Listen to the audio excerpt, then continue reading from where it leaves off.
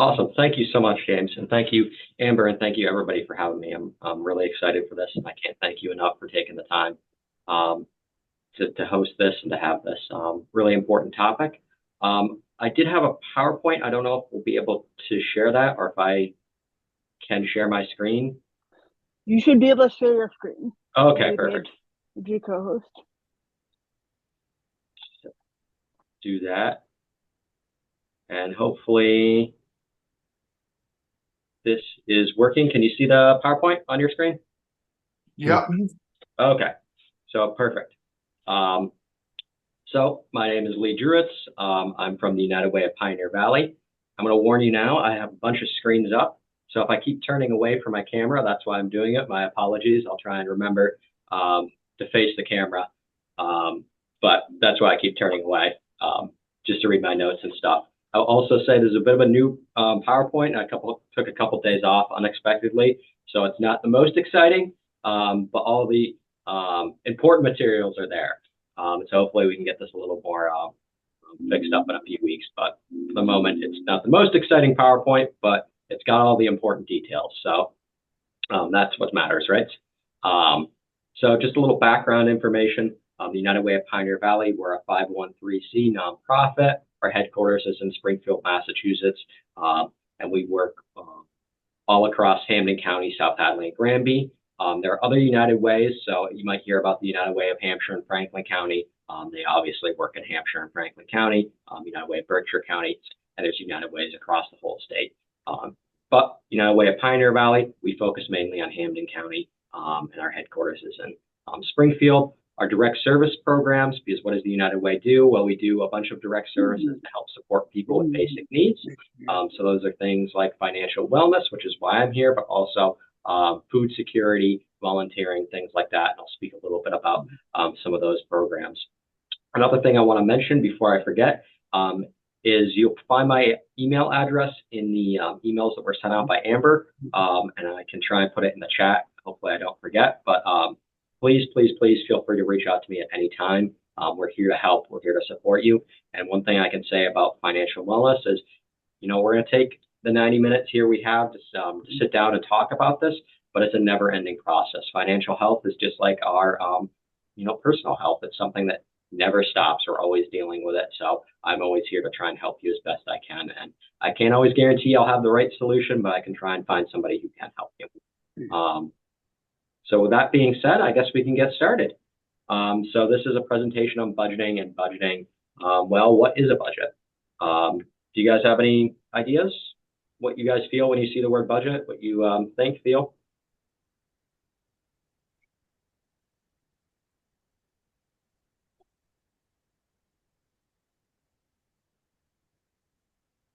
I will say I can't see the chat, so if you guys want to put things in the chat, someone could read that out.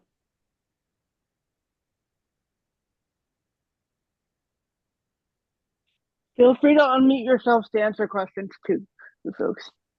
Yeah, whatever works for you guys. If you want to put it in the chat, you want to unmute.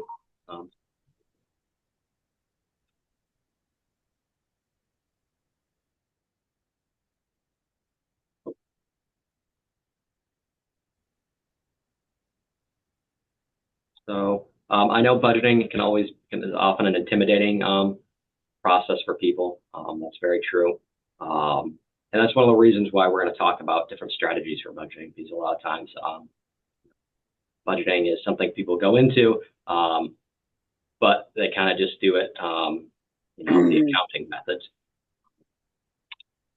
So if we go to the next slide, what do we really mean by budgeting? There's the literal act of budgeting, which is a method of accounting to track income and expenses. And that's what a lot of people really, they go right to that when we say budgeting. But figuratively, it's also, we're talking about the set of habits and goals that help us have the money we need to buy the things we want. Because of course, I think we all know that, at any one given time, we don't have enough money to buy everything we want. So a budget is a way of saving money and putting money aside so that long term we can build up money and resources to have what we need. And what that builds into is self-sufficiency. And self-sufficiency, what does self-sufficiency really mean? There's a lot of ways we can look at this, but I think a simple way to think about self-sufficiency is how can we be independent as we can. And of course, money is part of that. Money is a big part of self-sufficiency. But money doesn't buy happiness. I think we all know that. When we were talking about what makes us happy, how many of those things we said really needed money. Some of them do. Some things do. You do need money. Even I said, I like going for walks, but a lot of times going for walks, you need nice shoes to go for walks, or your feet are going to hurt. You need a car to get to nice places to go for a walk. So money does play a part in it, but it's just a tool. And I think that's the first thing I want to make sure we talk about when we talk about budgeting is that, money and budgeting are just part of a toolkit that we use to get the things we want. And some of these things we want cost money. Some of them don't cost money. Sometimes there's costs associated with the things that don't cost money, like I was talking about. When you go for a walk, you need nice shoes. That does cost money, but what you really care about isn't the shoes, it's the experience. And we have needs and wants. Both of those cost money. So unfortunately, there are things we absolutely need. In a perfect world, maybe we wouldn't need to eat or sleep or have a place to sleep or to live. But we do need those things, and those things cost money. So when we're talking about a budget, we also have to, take into account the reality that we have to spend a certain amount of money on our basic needs. So that's food, that's water, that's a place to sleep. And even when we talk about things like clothes that can go up and down, there's a certain amount of clothes and a certain standard of clothes that we have to have. If we don't have those things, then, well, it's going to be pretty tough. And some wants are more important, and some wants and needs are more expensive. And what I mean by that is, some of our wants, they matter more to us. And when we talk about a budget, one of the first things that always comes up when we talk about a budget, and I always see this, and I do it myself, I've been guilty of doing this, is, well, I'm just going to make my own coffee, I'm just going to make my lunch at work, things like that, the easy things that are simple to save us money. And those are great things to do. And I have a coffee here I made at work. I was good today. I didn't stop at Dunkin' Donuts, so I saved myself $5. But sometimes there's a reason we're stopping at Dunkin' Donuts. Maybe we just like the experience. Maybe we're in a rush. Maybe there's other factors going on. So it's important to think about those factors too. Because if you just sit down and list out your expenses and just say, I'm not going to spend money on this, this, this, and this, pretty quickly that system's going to fall apart. Because you're not really thinking about what are the things that you need, what are the things you want. You need to establish that first, and then go into the actual practice of sitting down and doing the budgeting exercises. And I'll talk about that more too. So this won't just be me rambling on about self-sufficiency, don't worry. But I did want to start here. And so when we talk about this. Hey, Lee, we just want to give you a heads up. Yep. We can't actually see the slide that we think you're on. It's not in presentation mode, and it's just on your first slide. Okay, so it just sees, okay. Let me see if I can switch the screen.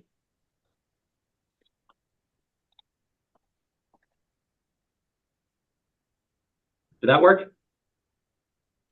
Yeah, that looks okay. Sorry about that. I don't know. For some reason, that screen sharing thing is on that screen, but it's on that. Whatever, as long as it's working, right?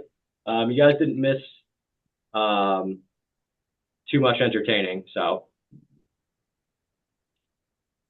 like I said, it's not the most entertaining slideshow anyways, but now that we're on this slide, so the components of self-sufficiency, these are just some of the things to think about when we talk about self-sufficiency. Things that are, some of them are directly related to money, some of them aren't directly related to money.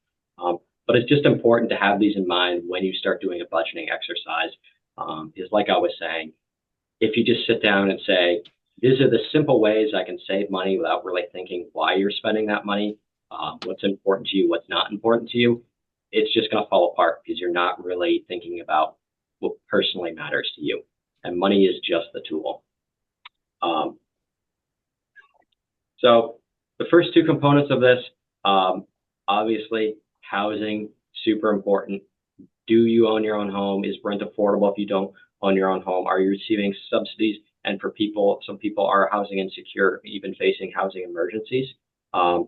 And housing is just the biggest need, and it's usually our biggest expense. So that's why, even though it's kind of a part of the expense sheet, it's its own thing because it's usually our biggest expense and one of the most important pieces of our life.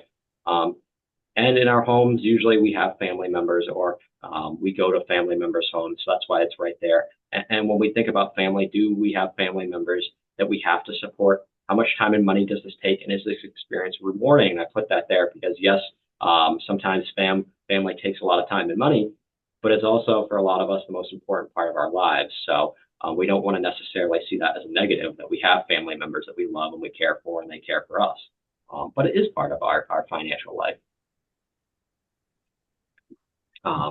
And what can we, do about these situations? I wish I could sit here and say, well, United Way has solved the housing crisis that exists in Massachusetts, but unfortunately we haven't.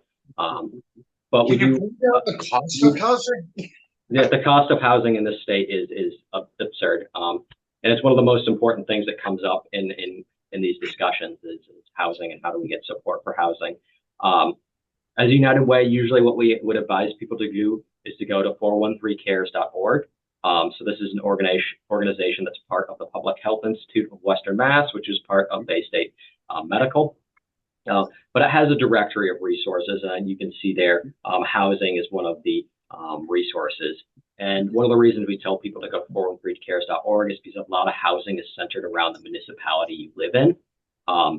So my office here is in Springfield. I live in Agawam. Very different situations and resources that I would have as a resident of Agawam versus a resident of Springfield. So I don't have one universal go-to for this. That's kind of why I advise people. And the same with family and childcare, things like that. Usually that's the biggest thing is childcare or assistance with an elderly family member. And these things are things you can find support on at 413cares.org. Well, I did manage to get the chat up. I will put my email in the chat because I do know sometimes it's difficult to take these first steps and to start figuring out where to look, and even just getting a resource directory. It's just a lot of stuff that pops up. So I will put up my email out there. So I'm here to help try and support people with this. One thing I will say, if anybody here is facing like an immediate housing crisis, we do have United Way doesn't support that directly, but we do have a couple contacts who do support those kind of immediate housing crisis for people who are housing insecure. So please feel free to reach out to us, if you or somebody is facing that. And the same goes for family supports, because we know family supports, while often rewarding and super important to people in their lives, it can also often be something that's difficult to deal with. And just that, then what fits into that next would be on our self-sufficiency is our health, our own personal health. So it's, we have to take care of ourselves too, right? And one of those big questions is, are we eating right? Can we eat right? Are we receiving the medical care we need? Do we have access to healthy food and medical services? United Way, fortunately, we can offer some support in this. We do have service centers, and within our service centers in Springfield, Chicopee, and Holyoke, we offer food security programming. So these are food pantries. Springfield is open Tuesdays, 2:30 to 5:30. Chicopee, Wednesday, 2:30 to 5:30. Holyoke, Thursday, 2:30 to 5:30. You can find more information on our website. But basically, we offer a variety of foods, so shelf-stable, fresh, frozen. It follows the USDA MyPlate guidelines, so it's fairly healthy. We do try and get in as much fresh and frozen products as we can. And we also offer some regular cooking and recipe demonstrations. So we are part of Food Bank of Western Mass. So they have a nutrition team that comes out and helps us do cooking and recipe demonstrations. And then our Holyoke Pantry is actually at the Culinary Arts Institute at HCC. So we are very fortunate. There's actually a demonstration kitchen right there. And a couple times a year, we'll do a demonstration of cooking and recipes, things like that, to try and support people and making, healthy foods, because a lot of times that's a fundamental of our health, right, is the food we're eating. And then, of course, there's medical care. I would say for medical care, usually the best is 413cares.org. But again, we're here to help support that. And again, the reason I'm talking about this, I know this isn't directly finances, But if we think about if we're not healthy ourselves, if we're not taking care of ourselves long term, that does impact our finances. I mean, it's important to think about the holistic solutions, not just hyper focus on one. Here's some sample recipes. So as you can see, Holyoke Community College, these are actually students at Holyoke Community College, their culinary program, who created these recipes. And most of the ingredients here come from our food pantry. So as you can see, you can make some pretty decent healthy food going to a food pantry. I know a lot of people that can't necessarily access a food pantry directly. If that's the case, I can help connect you with either a food pantry that's closer to you and also the Food Bank of Western Mass. We work with them on SNAP outreach. So if people need support with our SNAP programs, again, please feel free to reach out to me. We can connect you with Megan at the food bank, and she can help with that. How do you get access to these recipes? I'm going to make a note, and I'll put this in the follow-up. So like I was saying, a lot of the budgeting exercises, we're not going to have time to do today, and it's something you do over and over again. I was going to send those in a follow-up. I will send these recipes in the follow-up as well. And then our next nutrition and cooking demonstrations, I'll send info on that too, just in case.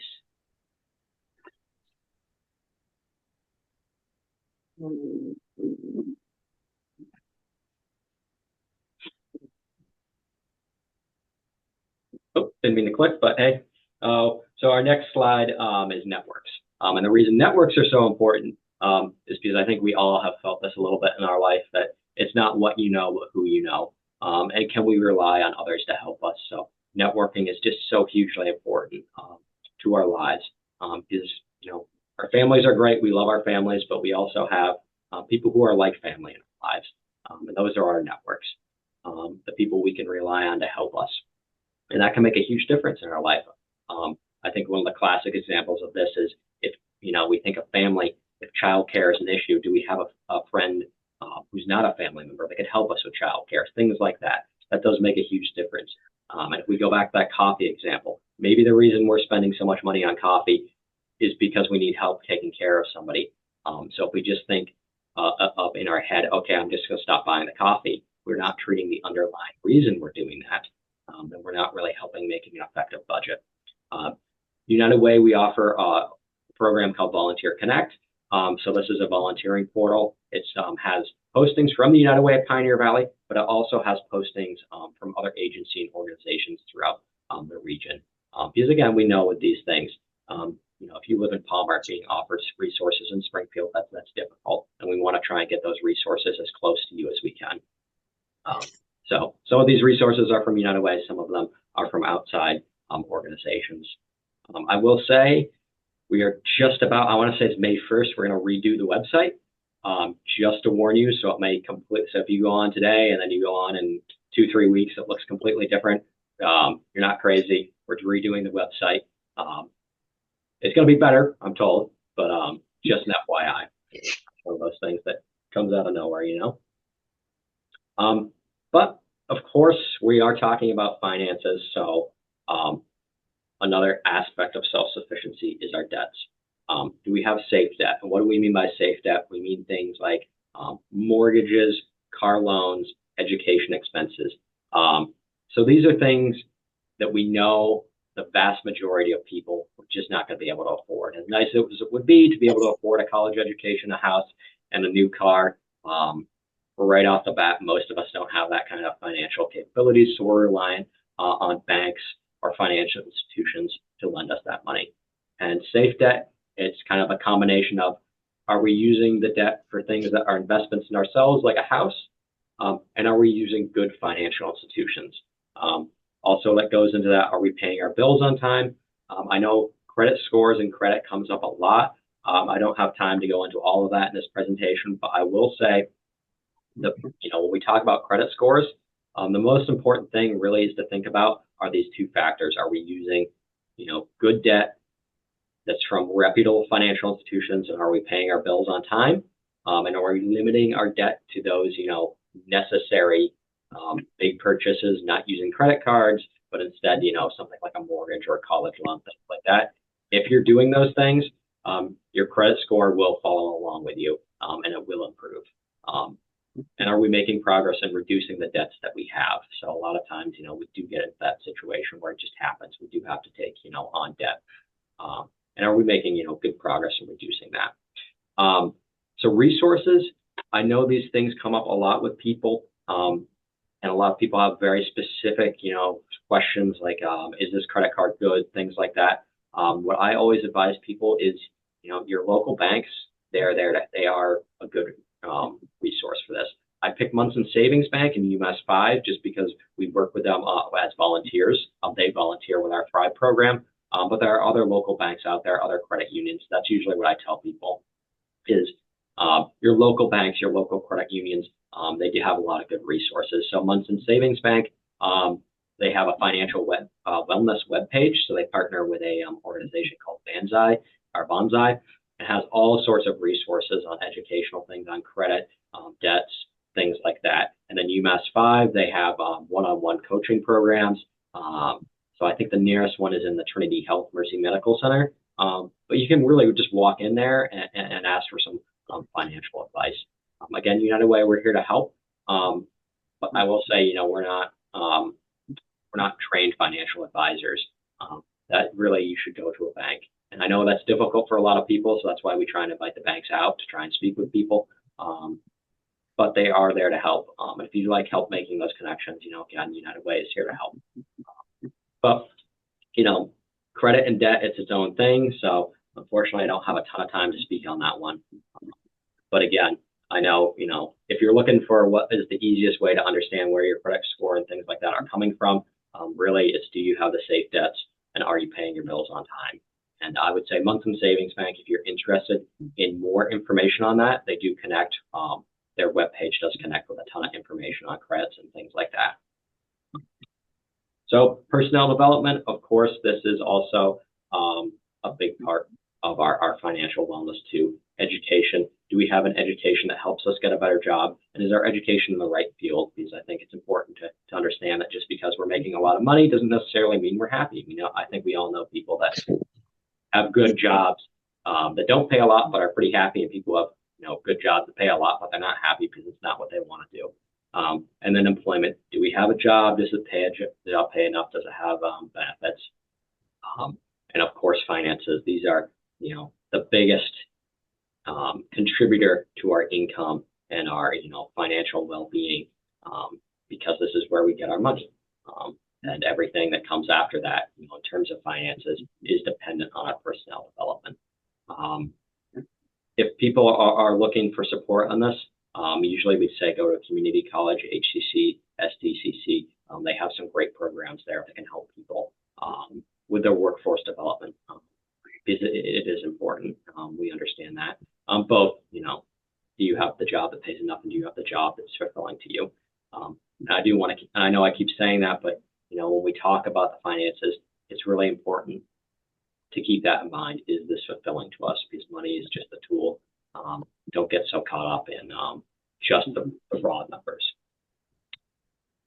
So of course, this is probably the part that most of us think about when we think about budgeting, our savings. Can we cover our emergency expenses? Are we covering our needs and wants? Do we even know what they are? And that's where I wanted to start with the self-sufficiency pieces, because that when we're making a budget, that's really the first step. Do we know what our needs and wants are, both short-term and long-term?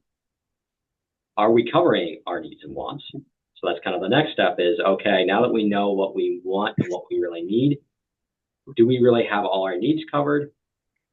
And is the money we're spending going towards the right places? And another factor to keep in mind, can we cover emergency expenses? So I think this is something people tend to forget about, because when we talk about having a budget and a savings account, I think a lot of times it comes down to one single savings account. But really the best practice, what you want to do is have multiple savings accounts. So for example, I think we would think, yes, of course, there's a retirement account. So that's a savings account that kind of exists in its own world. But we really shouldn't think of that as just in its own world. That's part of our savings portfolio. but also an emergency savings account. Best practice for an emergency savings account is having 3 months of expenses. I know that sounds like a lot, and it can be a lot, but having 3 months of expenses set aside is just a great thing to have, and it will protect you long term if you can get there from ever having to take on bad debt. What I mean by bad debt is generally credit cards. The reason you want to stay away from credit cards is because of the interest rates on those credit cards. Because if you're paying 25% over 20 years, and I think not a lot of people know this, and maybe I can send along the credit PowerPoint we have because it has all this visuals for this. But a credit card, it's 10 to 20 years loans at 25% compounding interest. That's a lot of money you're spending on a loan. So if you can have a 3-month emergency savings account, that can make a huge difference for you to protect yourself from doing that. So when we make a budget, here's a sample budget. I'll send along some exercises. They can get pretty complicated. They can get pretty easy. There's a lot of tools online. Again, I would look at the local banks because they can send you to some decent tools, but I'll send along some tools too. But this is what a sample budget looks like. And so hopefully it looks a little better on your screens. I'm just realizing it's a little tough to see the light blue on this. But I have the first part here for your name, just so you know what you're doing. Maybe put the date here so you can track it over time. Because that's one thing that's very important with this. It's not a one-off exercise. This is something you really have to do over and over again to really understand what the trends are. And we'll get into that in a second. Income. Now, income can get a little tricky because you have your gross income and your net income. And your gross income, that's before you get all your taxes and your insurance and all these deductibles, all these things coming out. So what you want to use for your income is your net income. That's the money you actually have to spend. Think of all those other things as fixed expenses. We'll get into that in a second, but they're automatically taken out. So you shouldn't have to worry about that. But your income is your net income. So that's the income you actually have going into your bank account to spend. Now, because this is from an Excel sheet, I have this set up to do some automatic calculations. It's not going to appear here. So I'm just going to say current net cash. That is basically your income minus what you have, what you're spending. And that includes both your fixed expenses and your variable expenses. So we'll put those together, and I'll get to that in a second. But your net cash, that is how much money you have that can be used. And now I put a little note here. It's savings that can be repurposed for either rewarding yourself or non-emergency savings. Now, what I mean by that is you have your emergency savings account. You really shouldn't touch that unless it's truly an emergency. That should be a separate savings account. Now you have your net cash. That's money you can put towards a variety of goals. So sometimes it is good to reward yourself. If you do a budget and you just cut out everything that gives you value and any happiness, you're not going to be happy. It's not going to last very long. The whole thing's going to fall apart. So it's important to have a little bit of money aside as you can to reward yourself. But it's also important to divide that up between what can you buy in this moment and what are your long-term savings goals. So if you want to buy a house, you should have a separate savings that's going towards savings for that house. And that should be coming out of your net cash after you've established what you can and can't spend your money on. Now, I did put an emergency savings goal here. So that's 3 months of expenses. So that will be whatever your total expenses is, times 3 will be your emergency savings goal. And then because this is in Excel, I just put a little calculation here. It's dividing by 0 because there's nothing in it. But it's just telling you how long it's going to take to get to that goal. And for a lot of people, that's just helpful to know that, okay, if I have an emergency savings goal, this is how long it's going to take me to get there. If I want to buy a house, this is how long at this current rate of savings. It just helps people visualize it in their head, especially if you're really making some sacrifices and really trying hard to get to a certain long-term goal, to know how long it's going to take you to get there. I would put also a little note here. So if you lower your monthly expenses, that also lowers your need for an emergency savings account. So if you think about this, if you spend $2,000 a month, your best practice emergency savings goal would be $6,000. If you cut that spending down to $1,000 a month, your emergency savings goal would be $3,000 a month. So there is a little bit of a reward in reducing your expenses there, because it does open up your ability to save for other things. Now, I will say, if you put all that money towards rewarding yourself, well, then your spending is going to start going back up, and you'll need more money in your emergency savings account. That's why it's usually better to take a good amount of that money and put it towards non-emergency savings. And one thing that has been talked about in some of the other presentations we've done, it's kind of a trick. This is from some of the volunteers from banks that we work with. What they know is a lot of local banks, there's pretty much no limits on savings accounts, so basic savings accounts. So what a lot of them do is they just have 4, 5, 6, 7, 8 savings accounts, and that's where they separate their money, and those name it, house fund, car fund, things like that are going towards the non-emergency accounts. And that way you get a better visualization instead of just having it all in one place.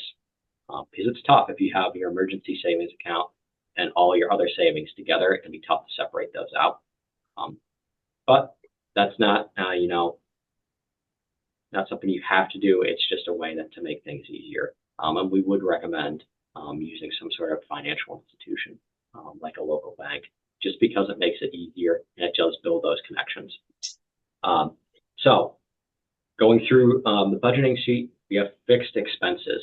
So fixed expenses, these are the things that are kind of set in place for long periods of time. It doesn't mean they're set in place forever. So I think you see the first expense there is rent or our mortgage. Well, if it's a fixed loan on a mortgage, it's kind of set in place, but rent can go up. Theoretically, it can go down. I don't know if anybody's had that experience, but theoretically, it can go down.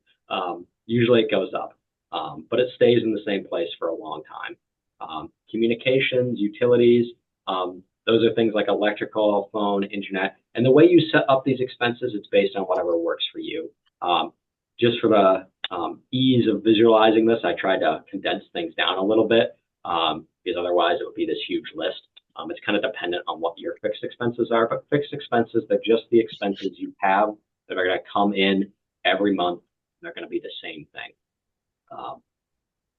And then estimated spending.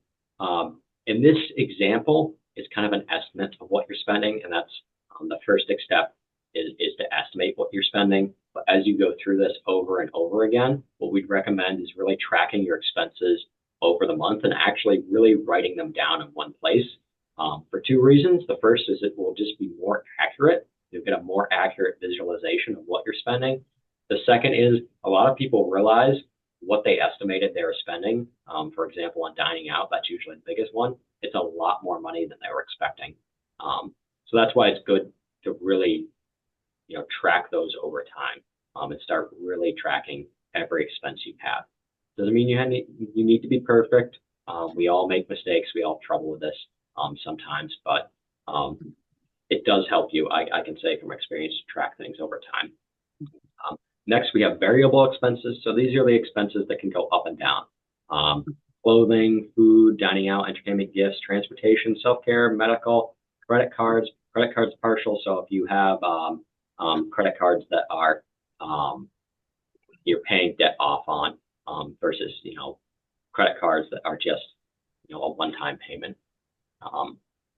And then other expenses, because we can't really cover everything. But these are the expenses that can go up and down very quickly. So something like clothing, like I was talking at the beginning of this, I like going on walks. So, having good shoes for that is important. But I don't need to buy good shoes every month. I can usually wait a few months. And I know, as you just said, rent never goes down. Yep, that is why, housing is kind of its own little pillar in the self-sufficiency, because it usually is so expensive. that even though it's an expense in part of our budget, we kind of treat it as its own special thing, just like credit cards. Those are kind of their own special things, credit cards and debts, because they are very expensive. And they're such a large part of our budget that we kind of want to treat them separately. Everything else maybe we can get away with treating as just part of this budget. But the variable expenses, these are the ones that can go up and down, and these are the ones that maybe you have a little more control over. Fixed expenses, you do have some control over. I love to say you got some control over, but we're honest. Rent, Comcast or Verizon, whoever it is, we can tell ourselves we can, shop around and make it go down. Usually that's not the case for most of us. So unfortunately, they're kind of fixed in place. The next step, we'll be looking at both our fixed and variable expenses and asking ourselves, is this a need or is this a want? And how much of this is a need or a want? Because sometimes these things can be both. Yep, Comcast, I know, they just magically made my bill go up. Thank you. Not sure where that came from, but that just does tend to happen. But needs versus wants. Sometimes, a lot of these things in the fixed expenses, usually they're kind of needs. Usually. Some of them, if we're paying, to rent a really nice place and we don't necessarily need a really big, nice 3-bedroom apartment because it's just us, maybe we're doing in the want section, but usually with fixed expenses, they're more needs. Now, variable expenses, this is where things get a little more complicated because are they a need or a want? Well, we think about food and clothing and dining out. Think about those 3 things. Is that a need or a want?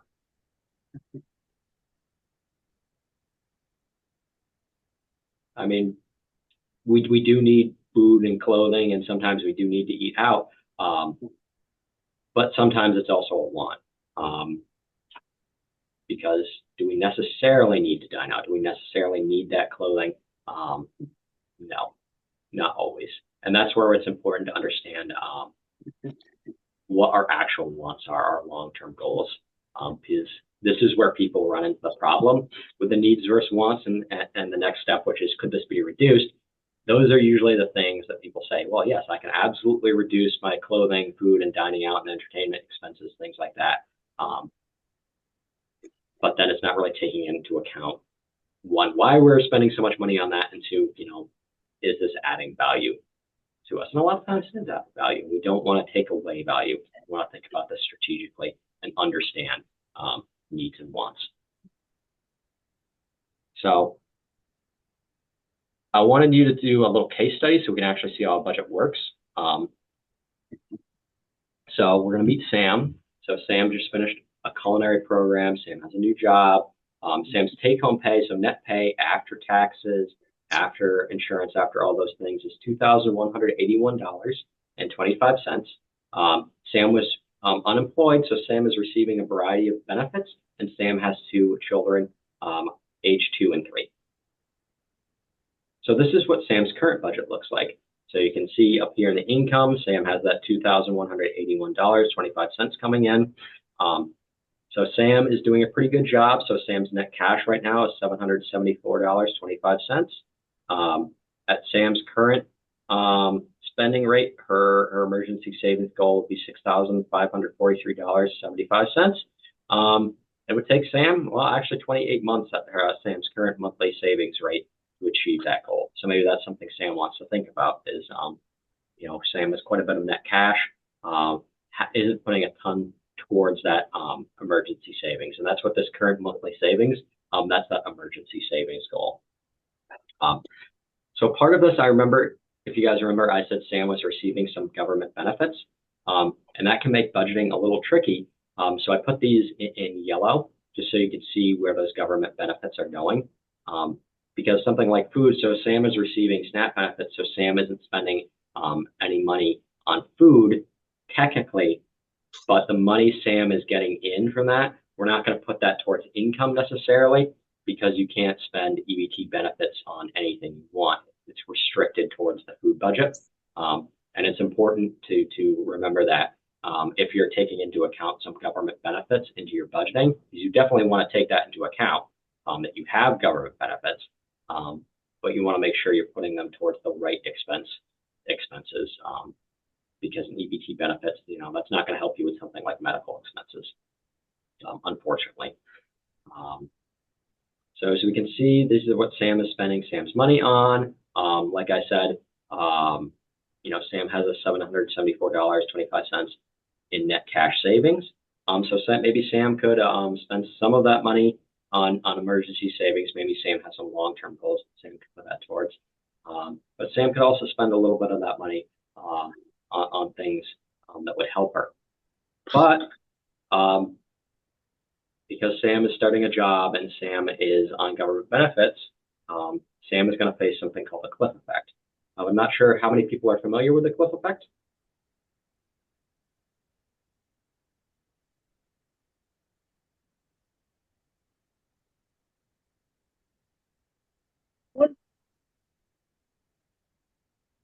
What was that? Excuse me?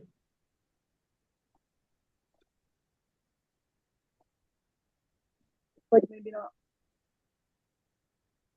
So the cliff effect. The cliff effect occurs when a pay raise at work triggers a disproportionate loss in government assistance. So that's when a small pay raise basically impacts a person's government benefits. So something like subsidized housing, healthcare, SNAP benefits are reduced, and the person is actually worse off. So that's a disproportionate decrease in government benefits.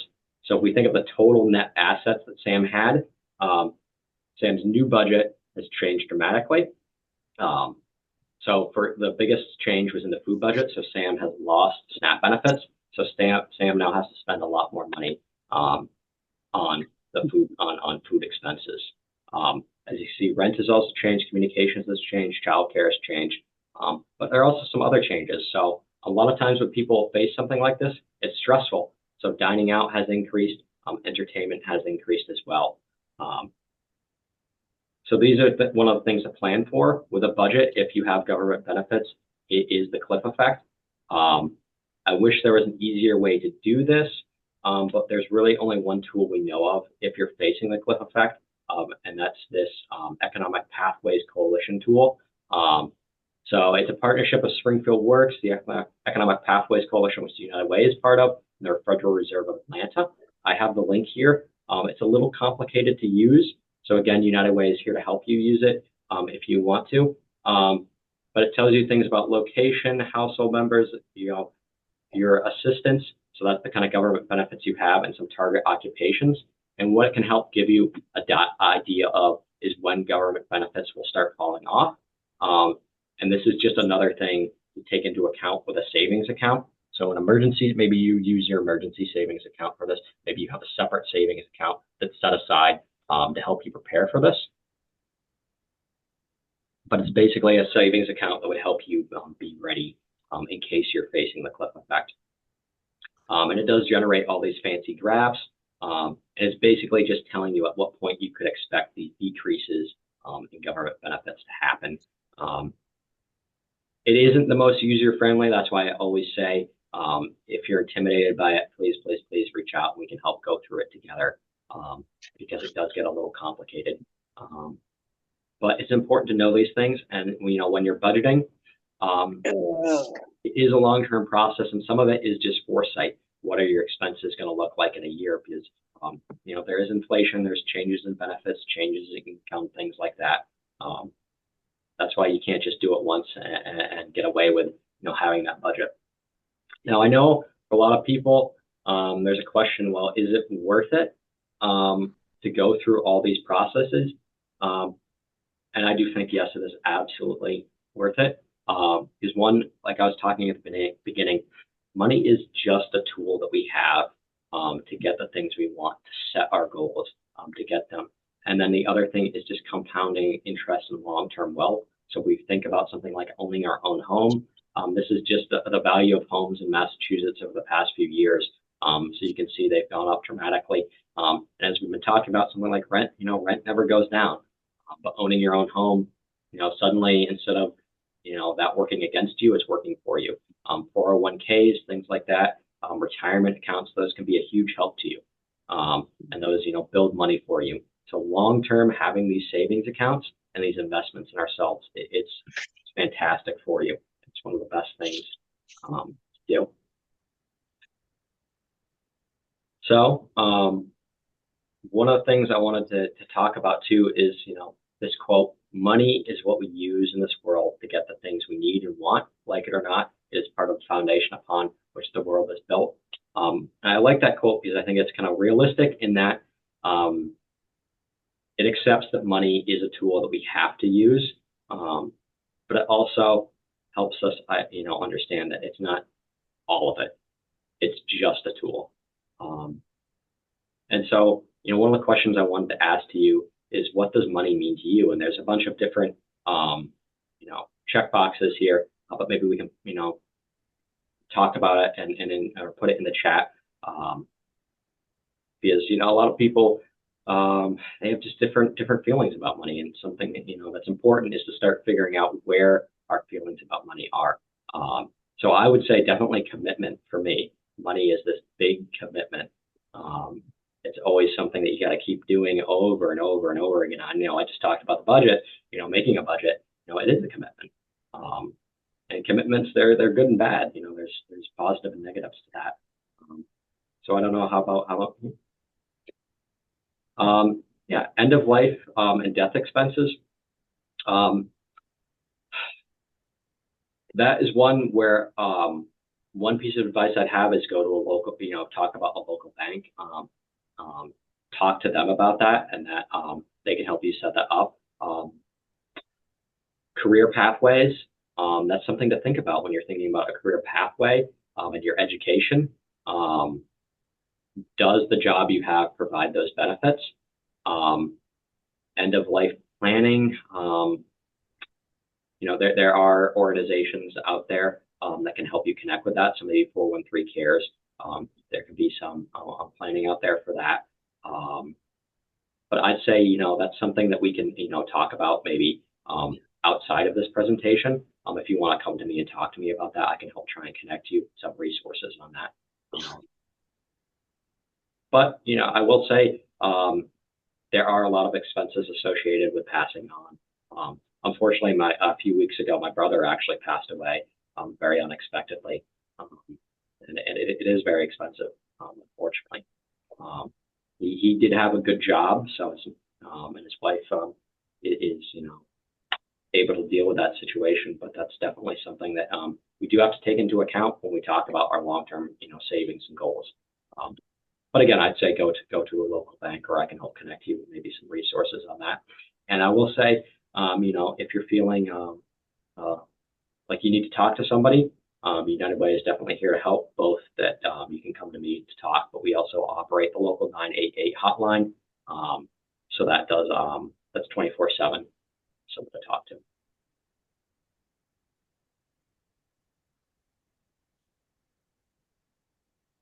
But then to get back to the question, what does money mean to you? Do you guys have certain emotions that come up when you think about money? Certain things you feel?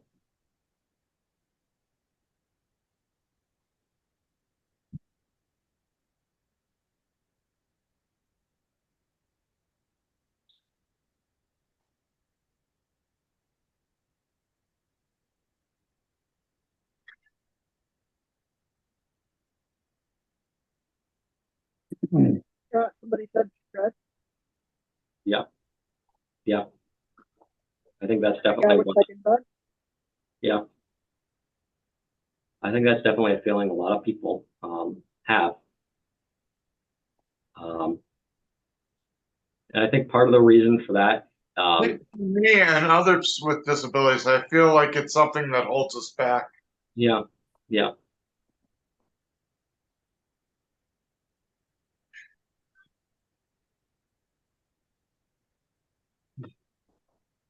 Well, I think those are all. I hear a lot of those things and those triple savings accounts, and I also hear those dollar signs that say, "Oh, as soon as you reach the $2,000 limit, Social Security is no longer going."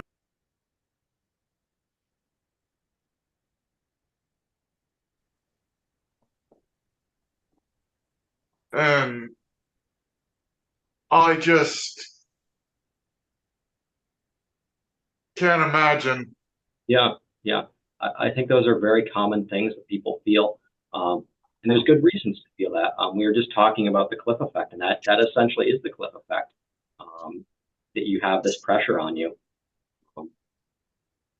And I will say, having a budget, it can help, but it's also important to look at these other factors. A lot of times, networks and who we're interacting with and having those connections can matter a lot too. So it's great that you have this self-advocacy network. It sounds like you guys are really coming together and helping each other and supporting each other. And it's great that we're having this conversation, because I think that's one of the biggest parts of dealing with money is the stress factor. And having these conversations and being open and honest. And Moses, I see your hand is up.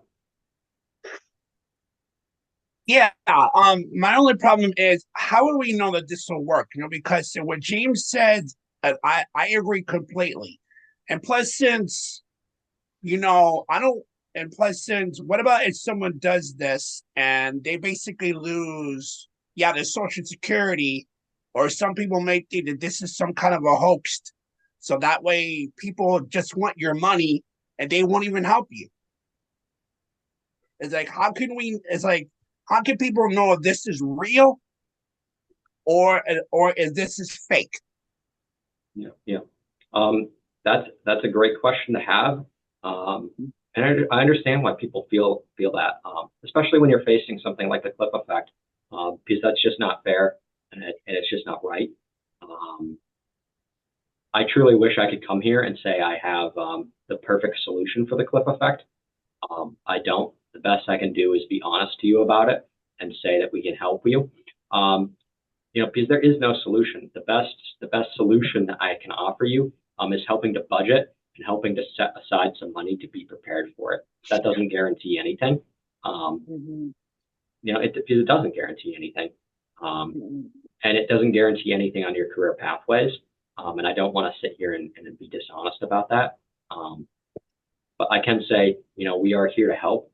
And in the budgeting process, what that's going to do, and that comes back to, talking about money as a tool. What budgeting is going to do is help you understand where your expenses are, how much money you have to spend on certain things, and helping to set aside some money to put into an emergency savings account, and maybe having an account that's separate to help you prepare for the cliff effect if you're facing that. In terms of this part, though, I think it's important to talk about it. And I brought this up and have this question here because a lot of times, there's another factor what comes on with money, and that's their emotional feelings about it. And it's important to be open and honest, I think, and talk about what we're feeling about money, because that is a factor in it. But that being said, I also think it's important that we have a little bit of belief in ourselves, and that's a process, and we're not going to, do that in the time we have here. But these are some questions to start thinking about how we can start building belief in ourselves. Because I know that when you guys put yourself to it, you can do it. Anybody can do it. I believe in you guys, and I'm here to help you guys. But we have to have that belief, and we have to have that confidence, and we have to have those support networks. And that's why I put back, there, all those parts about our support networks, and understanding what our support networks are. So, going back to that question I just asked, what is your relationship with money? Why does the relationship with money matter? I think we're kind of talking about that now, because it is a tool to get to where we want to go, but it's also,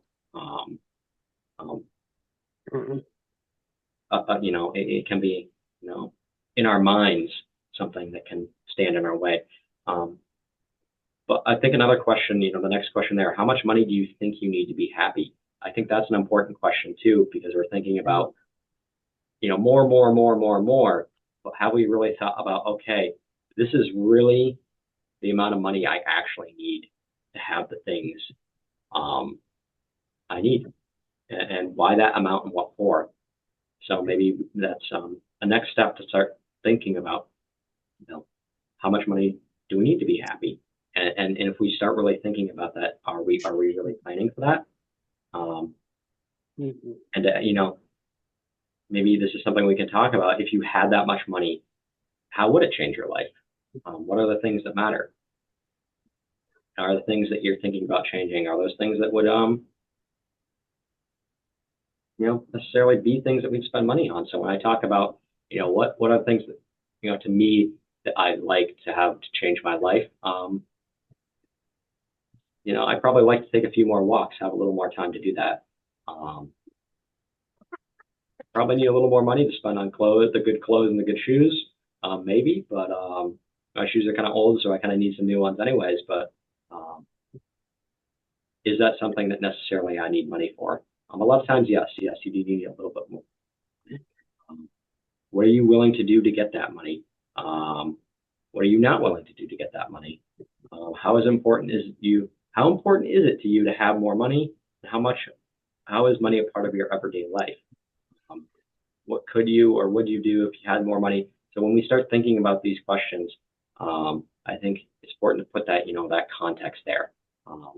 Don't let money be the driving force. Let your wills and your desires and what you want to do be the driving force. And have those conversations. Be open and honest about these conversations. And maybe we can start that here. Are there things that you guys, you want? You guys want? Where do you guys want to go with your life? What do you want to change in your life? Is money important for that?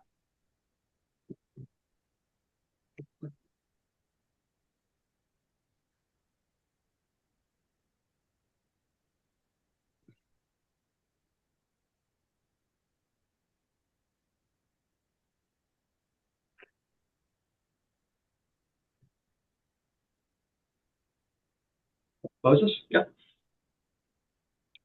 Yeah. For the third question that you were talking about, how much money do you think you need to be happy? Yeah. Well, while you were talking, I was doing some thinking, and personally, for me, if I had like for example, if I won like the lottery or whatever, or became like the richest guy in the world, like a millionaire for life, I personally, for me, I would be very happy because I would use that money and put it towards my parents. Because even though that I'm helping them pay the mortgage of the house, but then with more money, I'll be able to pay more of that, so that way we can own the house that we're in.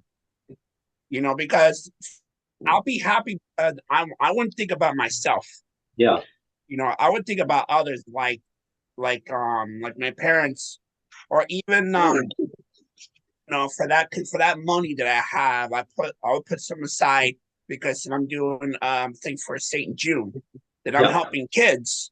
So I'm helping other people, and then I'll think about me once everything else is already taken care of. That is the only thing that would make me happy, and not become the guy that has so much money he doesn't care about nobody but himself. Becomes a totally different person, kind of a thing.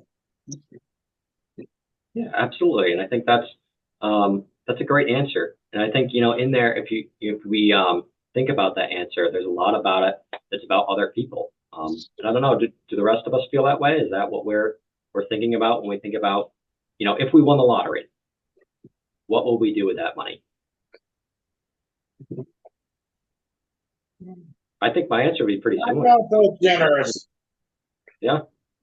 I'm not that generous if I won the lottery. Well, what would you spend your money on? A cheap restaurant, turn it into a house, have it paid for outright. Okay. I've always liked to cook, so those walk-in freezers and then the small, all the take all the tables out of would be where the people lived, and turn that into one big dining room, living room area, and put a floor on for bedrooms. Okay. That is a very specific goal you have. As generous as Moses. But If I won the lottery, that's what I would do.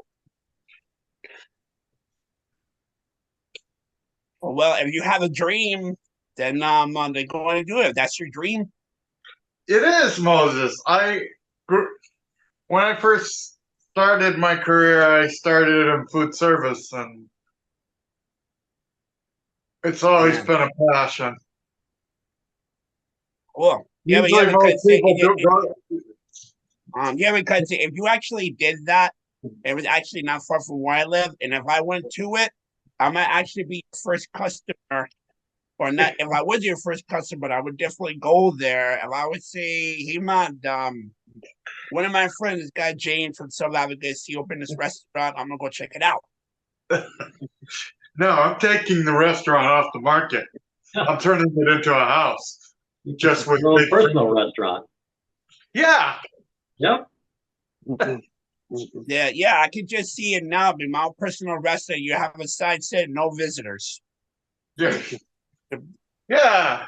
That's Yeah, but then if you did that, you but wouldn't be able you wouldn't be able to share your culinary arts with like other people, yeah. and then have But them. imagine the family get-togethers you could have in a restaurant-sized house. Well, for the family, well, there you go. Imagine the family get-togethers you could have in a restaurant-sized house. You're gonna make me start laughing. Kate. Actually, yeah. Actually, with that, I mean, I really can't imagine, but I think it'll be great. When I grew up, I had seven cousins, seven first cousins, and those were just my first cousins. And I had four uncles and an aunt. So imagine being able to turn an old restaurant into a house. All the people that could just fit under one roof. So let's move on. All right. So that was actually pretty much the end of our presentation that I had. But I wanted to open up for if you guys had questions or comments or things like that. I know I kind of flew through that. But, questions, comments? Are there specific things I can help people with?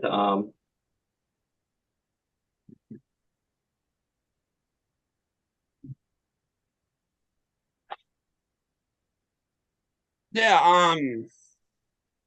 What I actually wanted to ask is, what is this thing that you were talking about? Because even though that I'm not really looking forward to anything, but when you were talking about this thing, I can't remember the name.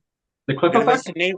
Yeah, that one. Yeah, it's a name that I've never heard of, ever. Okay. So So the cliff effect, that's this unfortunate public policy failure, I'll call it, where sometimes, if you have government benefits, there's certain restrictions on like SNAP benefits per se. So if you get assistance with SNAP to buy food, you can only earn so much money or your SNAP benefits decrease. Sometimes if you get a pay increase at work, your SNAP benefits decrease by a larger amount. And that's just because the way the public policy works is there's various income tables and asset tables of how much money you can have, how much money you can earn, and none of it is coordinated. So all the housing assistance comes through local housing agencies. SNAP benefits comes from DTA, even though it's a federal program. Mass Health runs our local Mass Health Medicaid program. So all these different agencies are not working together, these government agencies. And what that means for people. So for example, SAM, and these charts are from SAM, is basically the public assistance decreases faster than SAM's income increases. And that leaves basically SAM worse off. So SAM has less money that SAM can put aside to savings. And the reasons we want to put that out there is, again, to talk about the importance of having savings accounts and emergency savings accounts, and to have that gap there in case you're in a situation where you're facing the cliff effect, you get a new job, you're unprepared for the decrease in your government benefits, and you're worse off. And that's a big problem for a lot of people who are receiving government benefits.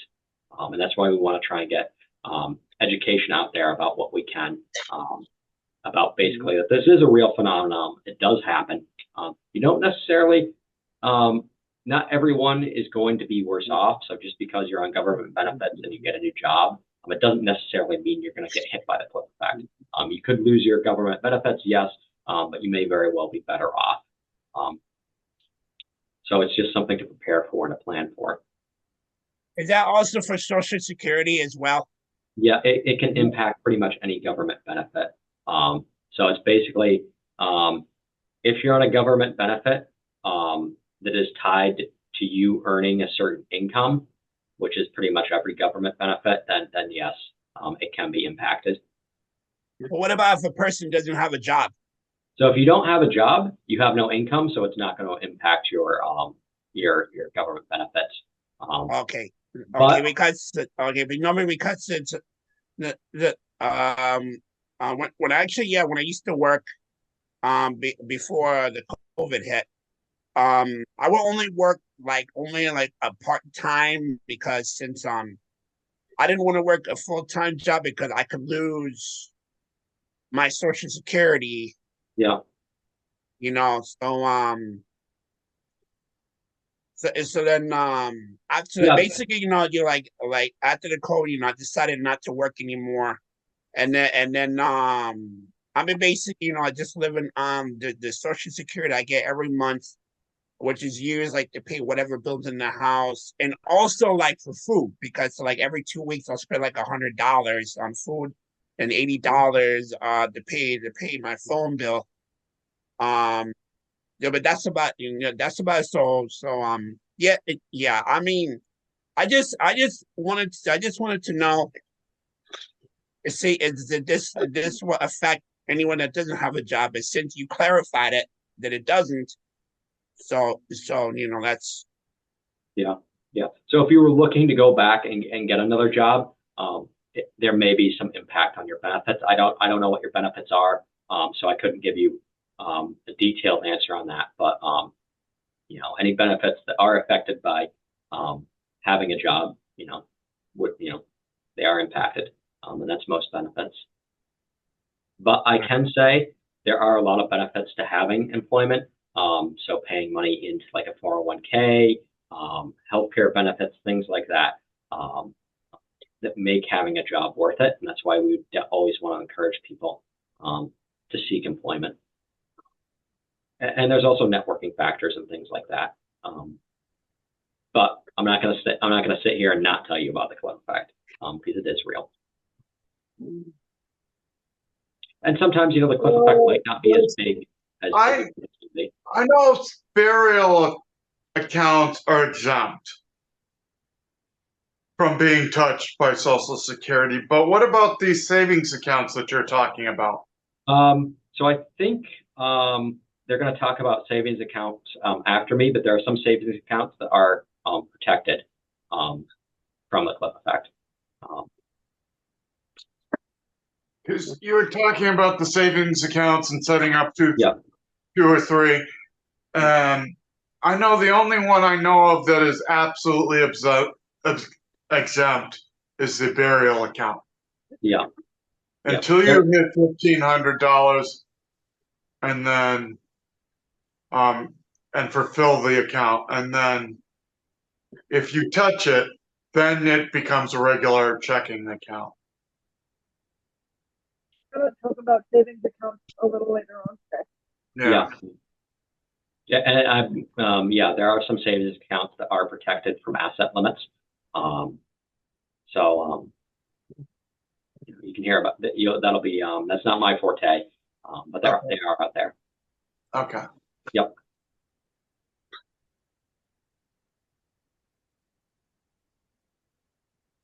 Are there other things I can help people with? Do people have specific questions on budgeting, or how to set up a budget? Things that would be helpful that I can send follow-ups on. Yeah, I have a question. Yes. You shared a lot of resources worksheets that are great for financial planning, so thank you for that. I was wondering if, in your opinion, there are any specific resources that are like the go-to for advocates for people that might need a little bit of extra support with this stuff. I'm sorry about that. I'm Amber, you're breaking up. Yeah, you're not right on the microphone.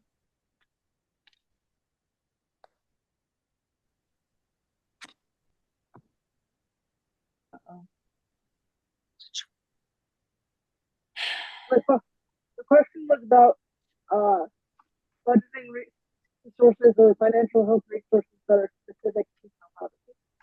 okay. I will look into that and I will follow up with you on that because a lot of the resources, it's very text heavy. I will say that, and I know just in general, I'm a visual person, so I know a lot of the resources. Like I will go back to Munson Savings Bank. They have all sorts of resources, but a lot of it's basically blog posts, so it's pretty text heavy. I can send up, I guess it depends on what people's learning styles are. So if people have a specific type of budgeting, exercise that would be helpful for them, even if it's something like more of a game style, I can help you set up with that. Things that are more visual. If you let me know what type of budgeting would work best for you, what type of learning style, I can definitely help, send some resources to that. Because I know with this chart I actually took it from a different exercise. And the reason I didn't put the exercise in here is just because it's very text heavy. So if there are specific types of budgeting exercises or learning styles that people have that they'd like to, let me know about, I can definitely send follow up on that. I think after this, we're gonna try our best to put together a resource guide with a bunch of things that we're gonna send out to everybody. So I'm gonna be in contact about that.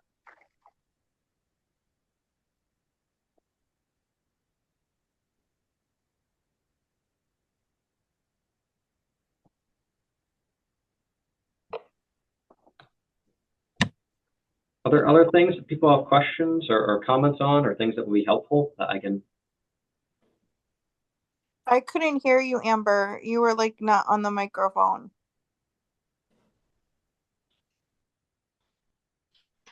Does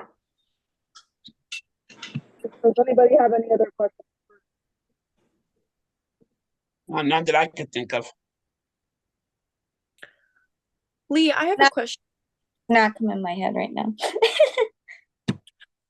So, how would you recommend to best plan for the variable expenses part of your budget? So what we usually recommend people do for that is to start doing expense tracking. So basically actually sitting down and tracking every expense you have. And the reason we say that is because with variable expenses, people tend to really underestimate what they're spending their money on. So if you sit down and you do this every month and actually say like, okay, I'm spending so-and-so amount of money on dining out, then you get the actual, estimate. Because it is an estimate, it goes up and down. But usually that's the best way to do it, is to really do it, month after month after month. And maybe after 3 or 6 months, you can get a really good estimate of what you're spending your money on. And once you have that estimate, you can actually set yourself a goal that, okay, I'm only going to spend so much money the next month. And then as you start tracking, you'll see, okay, when you're at that goal or under the goal, ideally under the goal.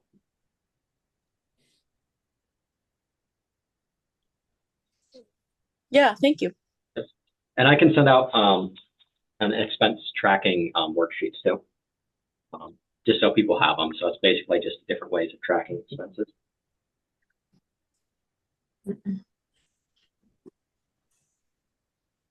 I mean, I know how to read my bank statement, but maybe people don't understand exactly how to read their bank statement. Really agree.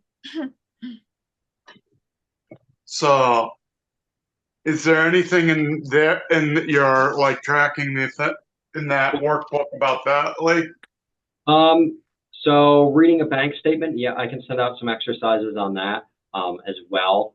I will say if you're trying to use using your bank statement to track expenses, that's fine.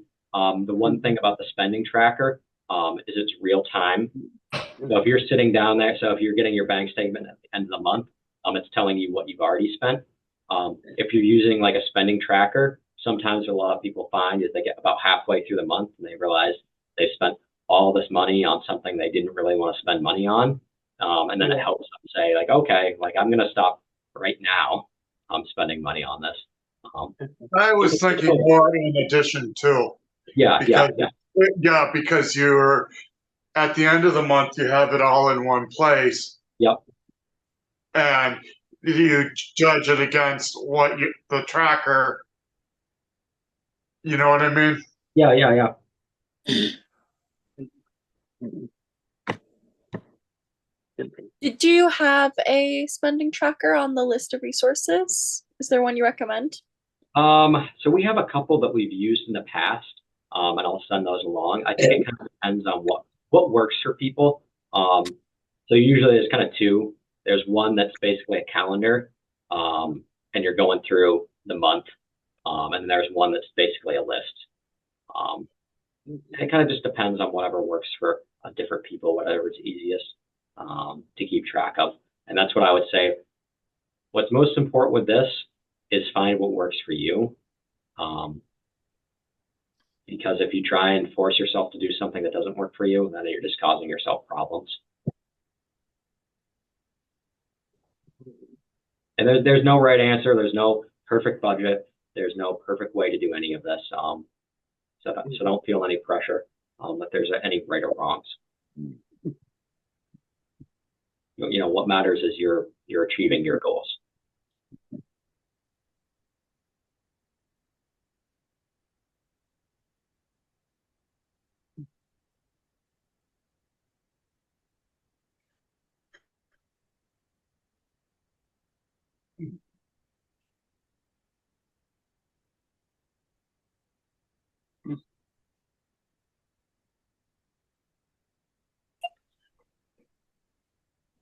Lee, would you mind if I ask another question? Oh, absolutely, absolutely. I'm here as long as people have questions. Believe me. So my next question would just be, what do you think is the most common mistake that you see folks make, like when they're working on budgets or trying to manage things? I think the biggest thing for me personally is actually going back to this: what does money mean to you, and belief in yourself? Because I feel like people, when we start off, it's very intimidating. People feel like there's this pressure. Even when you're having this conversation, it kind of starts off with, I'm talking about budgeting because I'm doing something wrong. I think a lot of people feel like pressure, that they're doing something wrong, and we don't want people to feel that pressure. This is all about helping us achieve our goals, and goals we can achieve. We know we can achieve goals, and we're here to support each other. This isn't about judging ourselves or each other. It's about understanding who we are and what we want. So don't. I mean, I can't tell you not feel intimidated or any pressure, but please don't feel like I'm coming here to put any pressure. I'm here to support you and help you. And that's why I want to give all these follow-up resources and all this follow-up support, because I want you to know that we're here for you, even after this presentation ends. And just to reiterate for all of our self-advocates that are here, when all these resources are sent out, we're going to try to put something together for you that'll kind of have all this available in an easy way for you. So look out for that.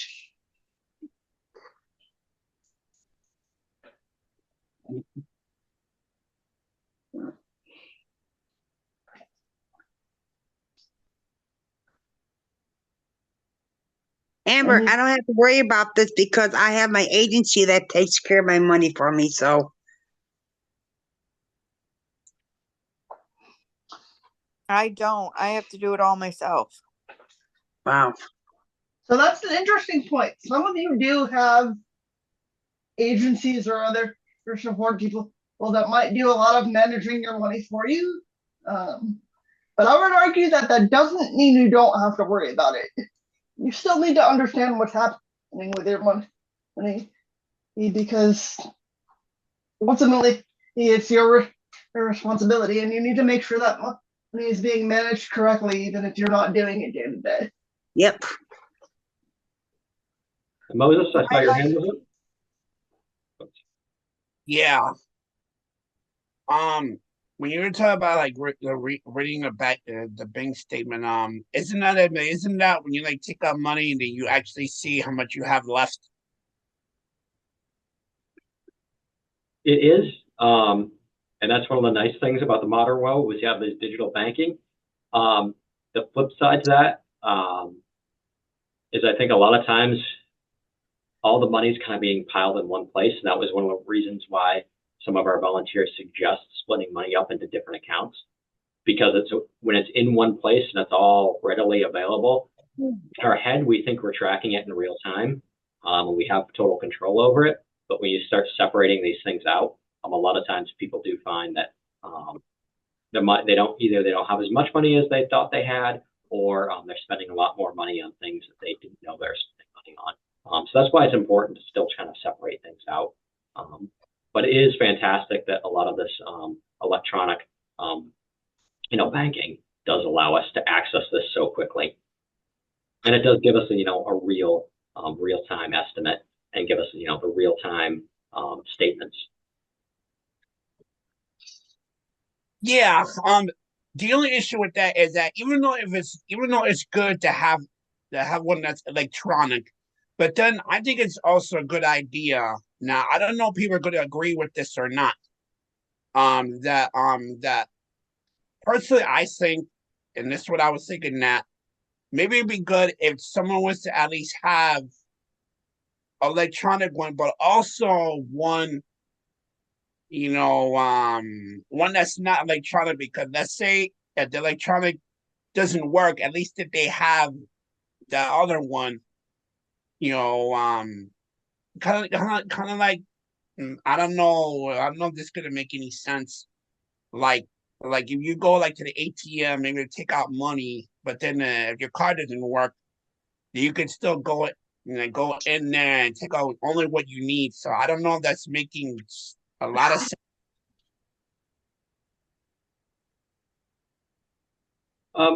Well, I think if I'm understanding what you're saying, it's accessibility to your money has improved quite a bit, and I do think that's a great thing, because you think about it back when you had to have cash or have a check. Maybe there's some goodness in that you didn't have total access to your money, but in some ways you didn't. Now you don't have to go to a bank physically, and that's great. The one thing I will say with that is it can be a little tricky knowing which of these institutions are the best, and which ones to go to. We get asked that question a lot. Usually that's why I would say our recommendation to that is local banks and local credit unions, because they still have that personal touch, and they can help talk you through some of the stuff. But they also have accessibility features, so online banking, things like that. We don't recommend any, because usually what I would say for this is it's not so much important which of these local banks you're using, but which was the one that's most accessible to you. Doesn't really make much sense to think, to go to a bank that you don't have already access to. That's a great bank. Well, maybe it does, but keep in mind, what's the closest bank, or what banks can you, access easily, because that is important as well. And just ease of using it is not necessarily the best thing, because there's all sorts of online banking, apps and things out there, but they're not going to provide you the support and resources that some of the local institutions might provide you. Right. All right. Well, all right. So so that was my question. Annie, were you gonna say something?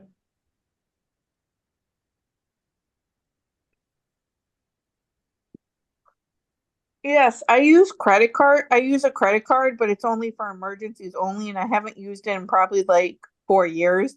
Yep. But then I have a credit card for all my other budgets. Yeah. With a credit card, you kind of can't get away from using them. And it's great you haven't used it in a long time. Usually what we'd say again is that's something to really sit down and plan out with someone like Munson Savings Banks again, or UMass 5. They have some great resources on this. But best practice, not getting into any debt with your credit card, the best you can. That's why, again, it's important to have a budget so you have that emergency savings so you don't have to get in that situation. I don't have, like I said, I don't have the credit graph right here. But if I did, it would show you that, the loan you're getting on a credit card is essentially a loan. It's not a good loan for you. The interest rate is very high, and the payoff time, if you're paying that minimum balance, is a lot longer than people expect. Okay, thank you. And there's nothing wrong with that. Like, I have credit cards. I use my credit cards. We're not going to say never use credit cards. It's just avoid getting in a situation where you're paying that interest as best you can, because it's not a good loan. Okay, thank you so much. Yep. Lee, could you briefly discuss the difference between like utilizing something like a debit card and then utilizing credit? Because that's something I've seen folks have questioned. Okay, yep. So a debit card, that is tied to your bank account. So the way I would say, a debit card, it's essentially like, your checkbook. It's just a new form of using your checkbook. So instead of physically writing out a check, when you're using your debit card, you're going into your checking account, you're accessing your money you have on hand. A lot of debit cards, they come with this feature that they can act as a credit card. That's kind of just a service that's offered through your debit card. That's not super important to know anything about. I've lived abroad, and when you're abroad, that does become an issue because sometimes your debit card doesn't work like the way you want it to. But for most purposes, 99% of the time, when you're in the United States, your debit card is essentially just going to act like your checkbook, and it just does have that credit feature just in case it doesn't for whatever reason. Now, a credit card, that comes from a financial institution. MasterCard and Visa usually are the ones that are providing that. There's others like American Express, Discover. But this is a financial institution that is essentially giving you a loan. So a credit card is a loan, a debit card is a checking account. That's the simplest difference. And when you use your credit card and you carry that balance, so if you have a $500 balance and you're paying it off, you're paying that financial institution a loan. And usually the terms for that loan are not very good. So if you're paying that minimum balance, you're paying like 25% interest, and the payoff is 10, 20 years. It's not, it's gonna cost you a lot of money because that's a very high loan rate. And it's compounding. And a compounding loan, that means that every time that balance, you get hit with a bill for that balance, the 25% interest is for that balance.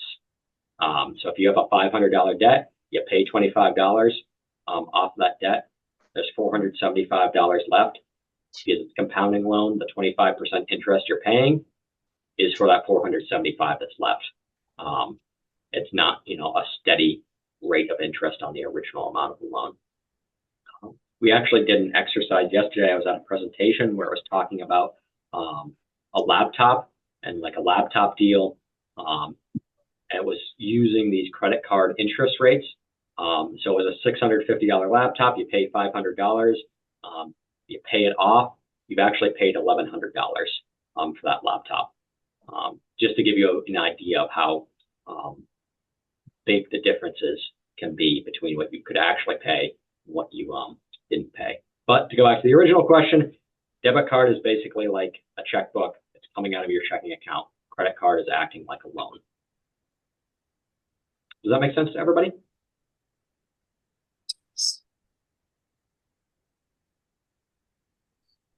Thank you. Makes just had a- sense.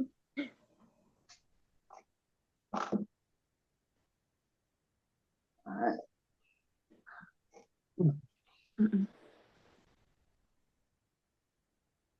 I'm just looking at the time here, and we're gonna say thank you so much to Lee for being here with us. That was Thank really- you.